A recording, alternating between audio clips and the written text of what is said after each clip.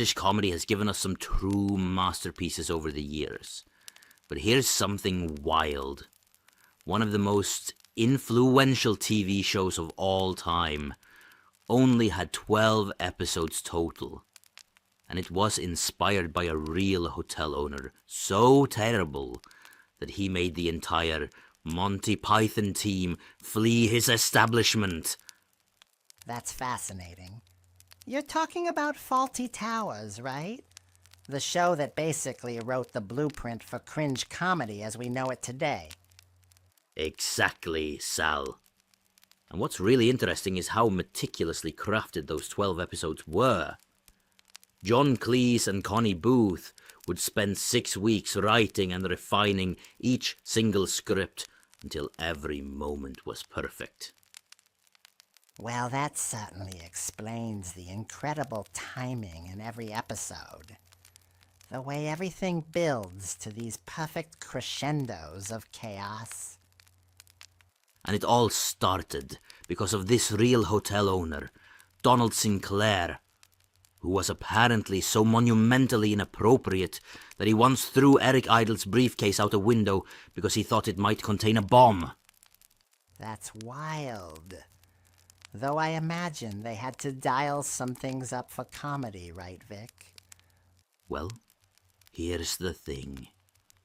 In some ways, they actually had to tone down the real guy to make Basil Fawlty believable.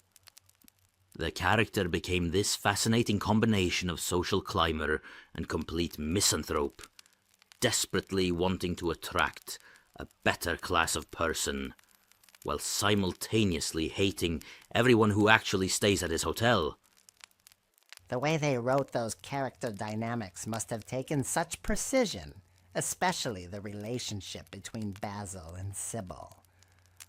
Oh my god, yes! Their marriage is like this perfect storm of mutual antagonism. You've got Basil with his grandiose schemes, and Sybil, who takes this almost sadistic pleasure in puncturing his ego with just that iconic Basil in her penetrating voice.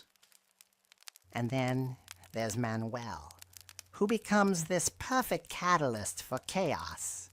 Though I have to say, some of those physical comedy scenes haven't aged particularly well. That's definitely true.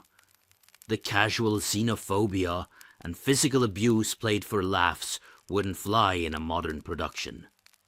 Though interestingly, Andrew Sachs, who played Manuel, always defended the role, saying he worked hard to make Manuel a sympathetic character who maintained his dignity despite Basil's abuse. Let's talk about Polly. She's essentially the only competent person in the entire hotel, right? Absolutely fascinating character. She's this art student working to make ends meet, and she becomes this sort of audience surrogate, the only sane person trying to navigate between all these extreme personalities while keeping everything from completely falling apart.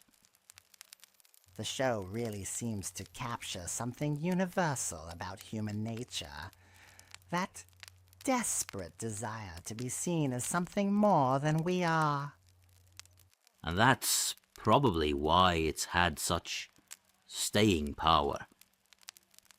While some of the specific references might be dated, the core of what makes it funny, human nature, social awkwardness, the chaos that comes from trying too hard to maintain appearances, that's all still completely relevant today. You know what's interesting, Vik? I heard the show wasn't actually that well received when it first aired. That's right! Critics didn't quite know what to make of it initially, but over time, people began to appreciate just how intricate the writing was. Every episode is like this perfectly constructed mechanism where all the pieces have to work together precisely. The timing must have been incredibly challenging to get right. These episodes have the precision of a well-crafted stage farce. And what's remarkable is how much story they pack into each 30-minute episode. The plotting is incredibly tight. Every single scene serves a purpose, either setting up a future payoff or paying off an earlier setup. Take the Germans episode. It's not just about Basil being inappropriate with German guests. It's about how his concussion removes his already limited filter, while also commenting on British post-war attitudes. That kind of attention to detail really shows why it's consistently rated as one of the greatest British sitcoms ever made. And its influence can be seen everywhere in modern comedy. You can spot bits of Basil Fawlty's DNA in countless later sitcom characters.